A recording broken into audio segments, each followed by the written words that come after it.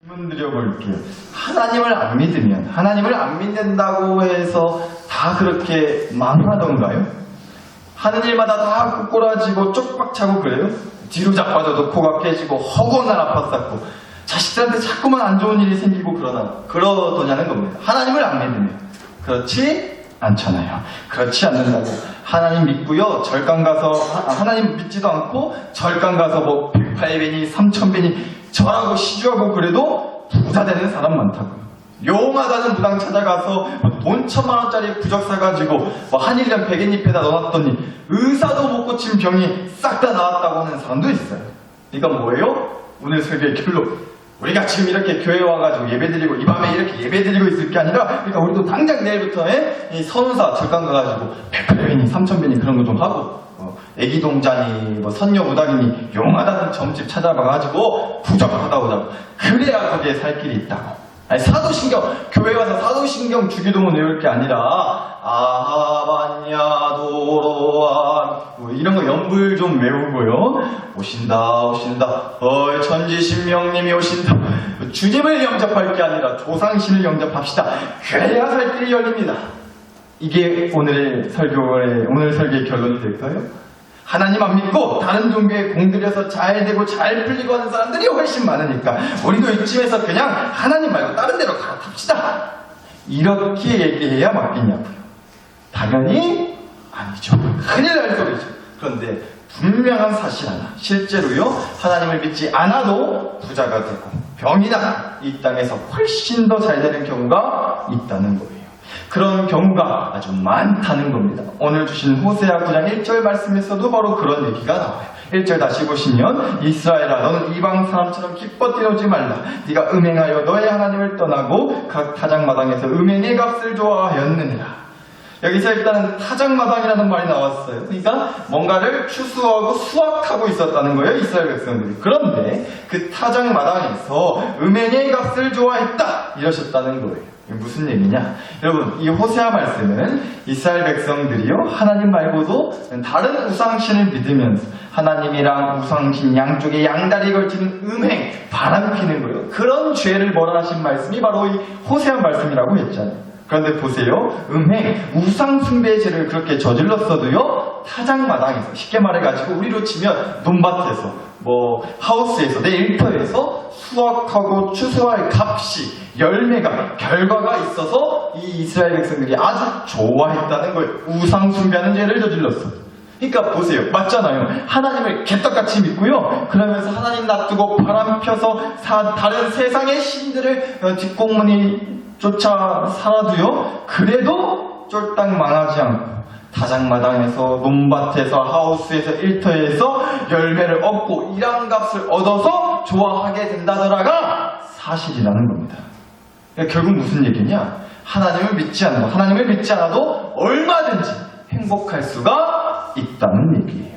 내 인생에 하나님이 없어도 열매가, 결과가, 수확이 있다는 얘기라고요. 그러니까 하나님한테서만 행복을 얻을 수 있는 게 아니라는 거예요. 그러니까 하나님을 놔두고 어느 정신이 팔리고 그렇게 살아도 괜찮다는 겁니다. 또 그래서 우리가 그런 시험과 유혹을 받는 거예요. 그게 바로 우리로 하여금 하나님을 놔두고 어문대 정신이 팔리고 자꾸만 영적인 바람을 피게 만든다는 겁니다. 우리한테. 굳이 하나님이 아니어도 내 인생의 타작마당에 열매를 얻지 못하는 건 아니라는 마음 때문에, 꼭 하나님을 통해서만 우리 가족의 타작마당에 결과를 얻을 수 있게 되는 건 아니라는 생각 때문에 우리가 그래서 자꾸만 하나님을 패스하고 싶어진다고요. 하나님을 믿기는 믿지만 일단 패스하는 거예요. 하나님 아니어도 뭔가 될 것 같으니까, 하나님이 없어도 뭔가 열매를 얻을 수 있을 것 같으니까, 하나님 지금은 잠깐 좀 빠져 계시라고. 3월 한 달은 좀 바쁘니다, 좀 빠져 계세요. 패스할게요. 4월 달에 우리 만나시자고요. 우리가 그렇게 된다는 거죠. 근데 우리가 사실 그런 마음들을 파헤쳐 보잖아요. 하나님 아니어도 열매 얻을 수 있어, 하나님 없어도 타작마당에 결과 만들 수 있어, 이런 마음들을 사실 파헤쳐 보면요, 결국은 사실 이런 거예요. 그러니까 실은 우리가 알게 모르게 하나님을 수단으로 생각하고 있다는 거죠. 하나님을 뭐로 생각하고 있다고요? 수단으로 생각한다는 거예요. 하나님.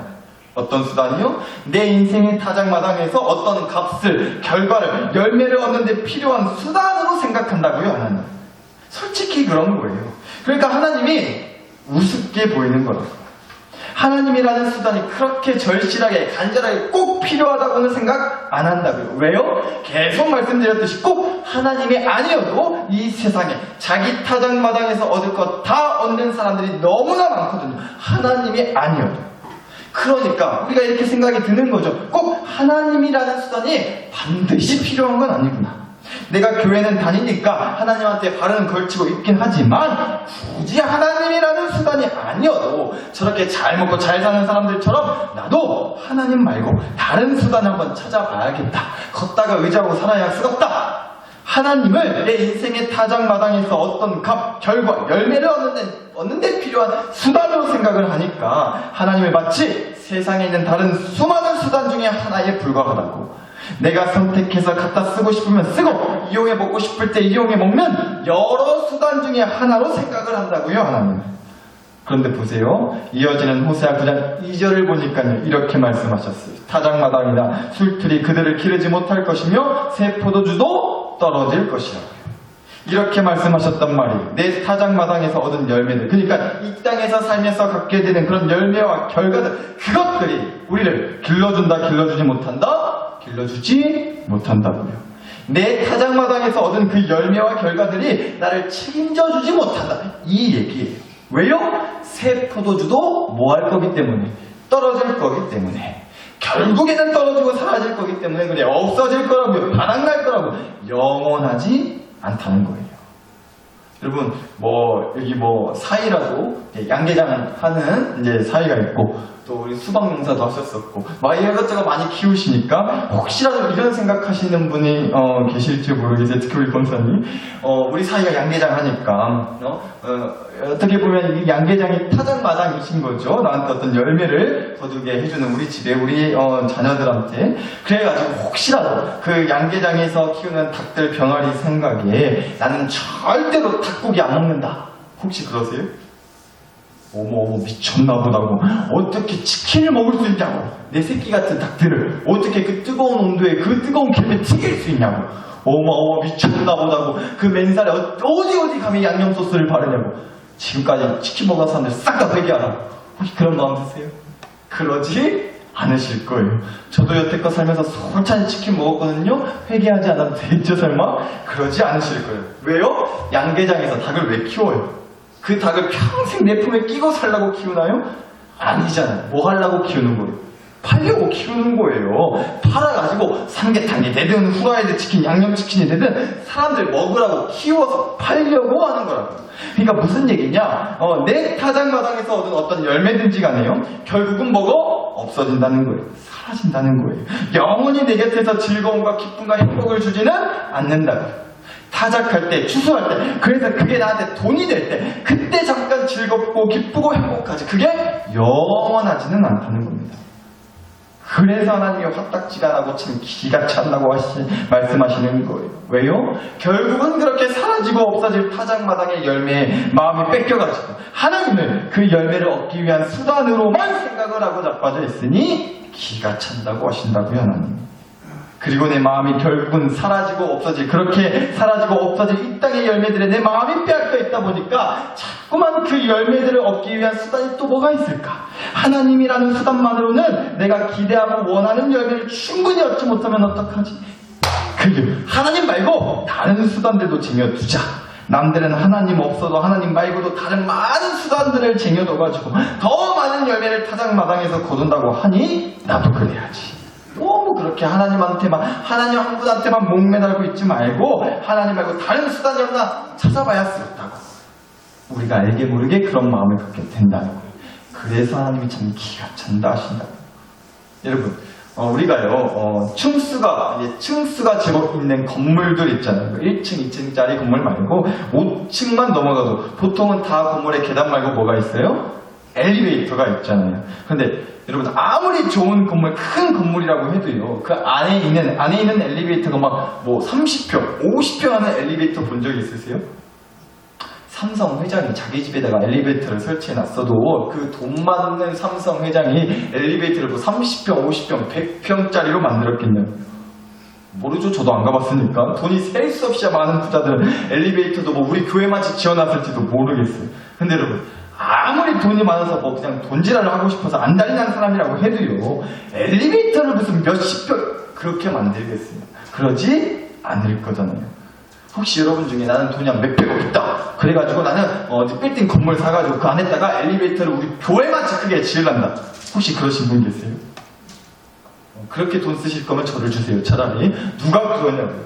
엘리베이터 안에서 뭐 밥 먹고 거기서 자고 거기서 볼일 보고 그러려고 하는 게 아닌 이상 우리가 그렇게까지 크게 엘리베이터를 짓지는 않는다는 겁니다. 엘리베이터 안에서 밥 먹고 있는데 누가 띡 하고 엘리베이터 층수 몇 층 누르면 밥 먹다가 갑자기 그걸 슝 하고 올라가가지고 밥이고 반찬이고 국이고 사방팔방 튀고 날라다니고 아주 날리지 않겠냐고. 그러니까 온전한 정신이라면 그러지 않는다. 무슨 엘리베이터를 몇십 평으로 만들어요? 그렇잖아요. 왜요? 여러분, 엘리베이터, 이 엘리베이터는 그 목적이 뭐예요? 거기서 자빠져 자고 거기서 식탁 펴서 밥 먹고 그 안에서 TV 보고 볼일 보고 거기서 생활하는 게 목적이 아니란 말이에요. 엘리베이터의 원래 목적 기능이 뭐예요? 그냥 왔다 갔다 하는 거예요. 왔다 갔다 하는 거라고. 내가 있는 층에서 더 위층으로 아니면 더 아래층으로 이동시켜 주려고 있는 게 엘리베이터라고. 그게 다란 말이에요. 거기서 먹고 자고 싸고 하려고 만드는 게 아니라는 얘기예요. 그러니까 크게 만들지 않는 거죠. 아무리 돈이 세고 셌어도 그래서 엘리베이터를 말도 안 되게 크게 만들지는 않는다고요. 마찬가지. 내 인생의 타작마당이요, 아무리 크게 만들고 아무리 많은 열매를 거두기 위해서 내가 걷다가 온갖 수단을 다 들이붓는다고 해도 여러분, 그 타작마당은요, 나를 영원히 먹이고 재워주고 살려주지는 않는다는 거예요. 그 타작마당이. 물론 때로는 나를 더 높은 곳으로 끌고 올라가주는 엘리베이터 정도는 내줄 수 있어요. 많은 것을 누리고 이제 갖게 해줘서 남들보다 어쩌면 더 높은 위치로, 소위 말하는 잘 나가고 있어 보이는 폼나는, 그래서 부러울 것 없이 아쉬울 것 없이 떵떵거리고 살 수 있도록, 이 세상을 그렇게 내려다보고 살 수 있는 대로 그렇게 나를 높은 곳으로 이끌어주는 엘리베이터가 되어줄 수는 있다고요. 이 땅의 타작마당이. 그러나 딱 거기까지라는 거예요. 그 타작마당이 나의 집이 되어주고 나의 안식처가 되어주지는 않는다고요. 그런데 우리가 착각하는 거죠. 이 타작마당이 나의 집이고 안식처가 끽해야 엘리베이터 정도밖에 안 되는 것을. 그래서 그 타작마당의 마음을 뺏겨가지고 타작마당의 열매를 거두고 어떤 결과값을 없는 것에 마음이 홀라당 뺏겨가지고 심지어는요, 하나님도 고작 그 타작마당의 열매를 거두기 위한 수단 중에 하나로 갖다 쓴다고요.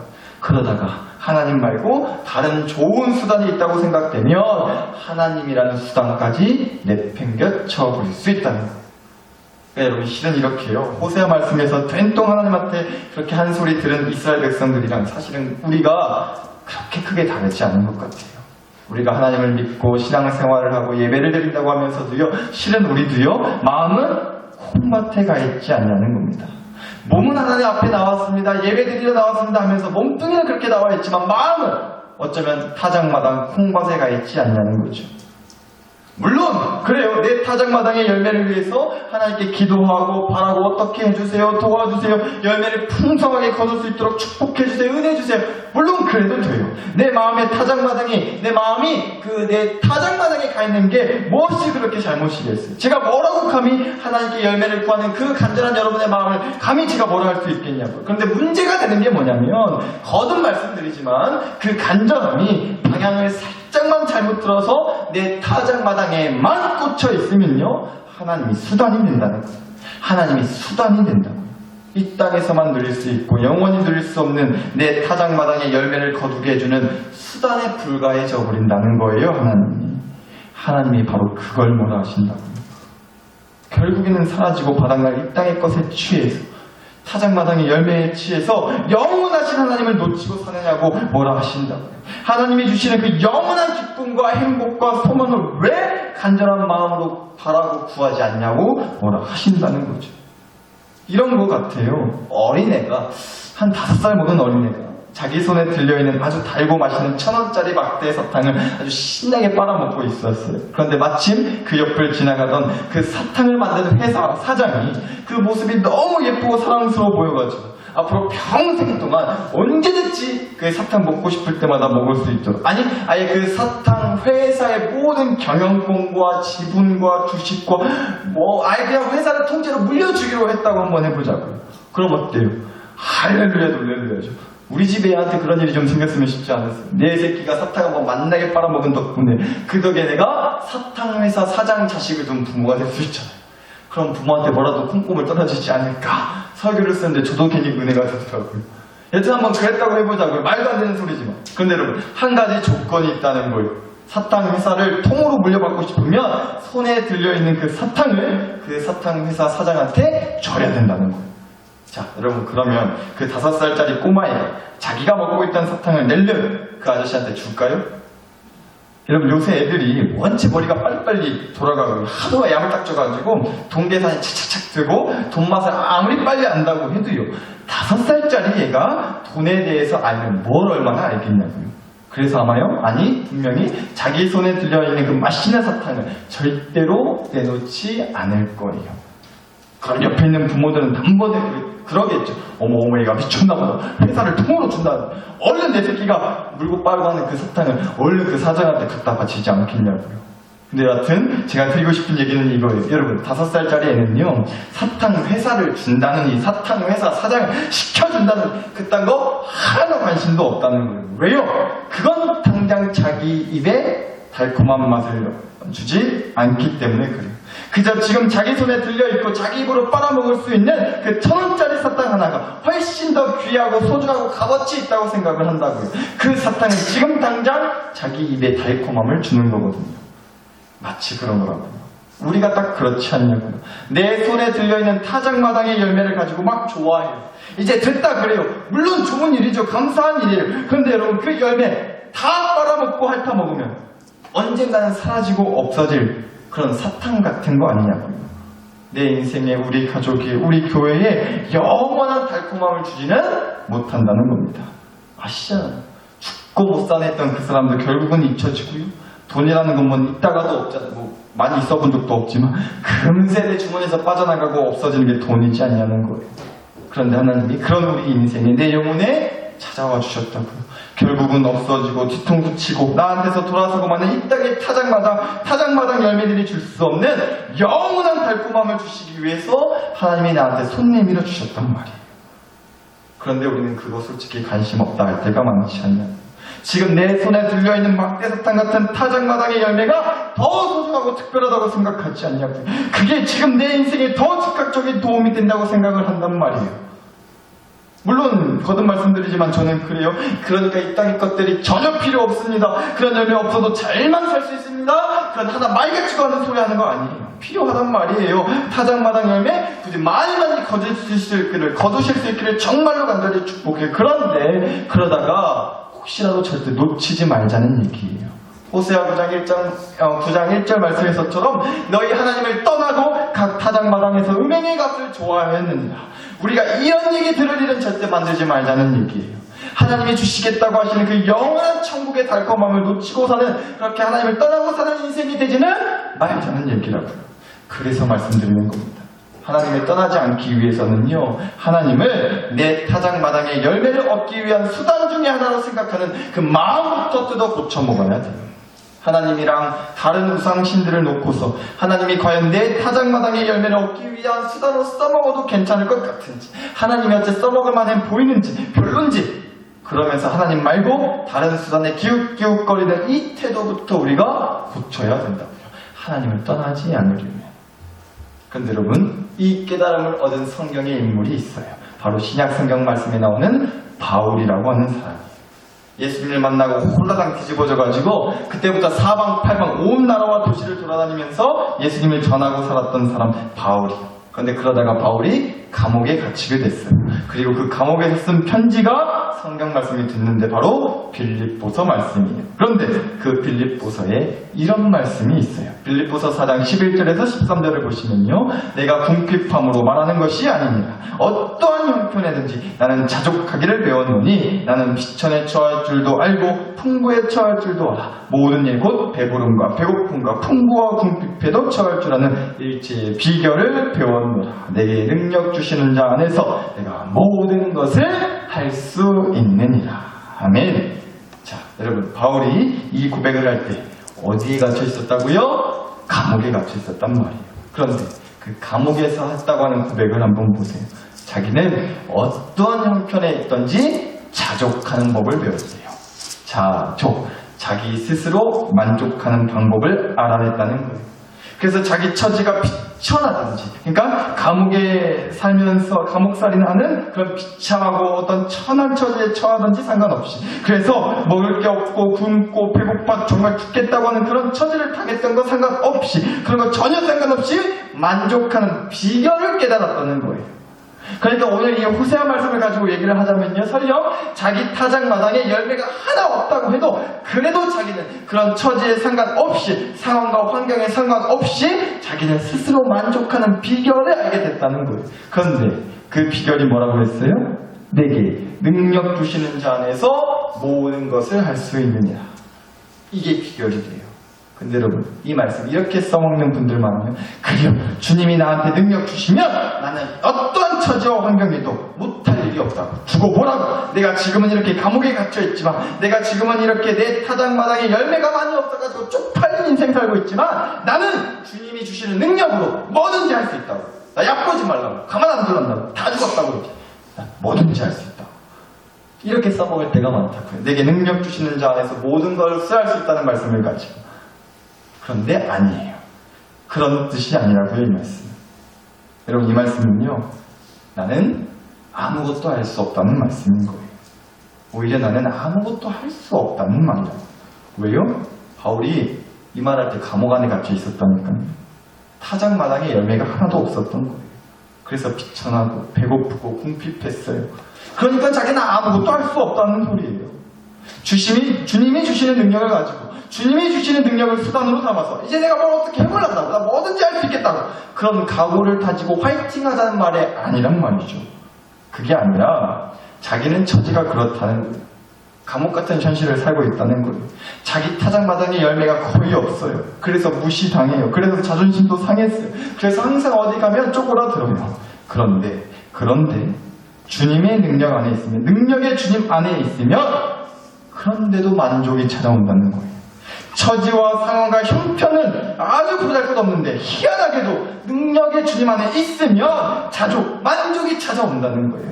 그래서 이 고백이 터져 나온다는 겁니다. 이 주님 안에서 주님이 주시는 능력으로 주님의 뜻을 따라서 하는 것은 뭐든지 다 할 수 있겠다고.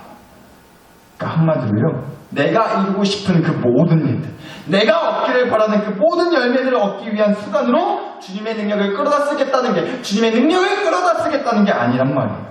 주님이 이루고 싶어 하시는 그 모든 일들, 주님이 얻기를 원하시는 그 모든 열매를 얻기 위한 수단으로 내가 쓰임받고 싶다는 얘기예요. 그렇게 사는 것만으로도 자기는 만족한다는 거예요.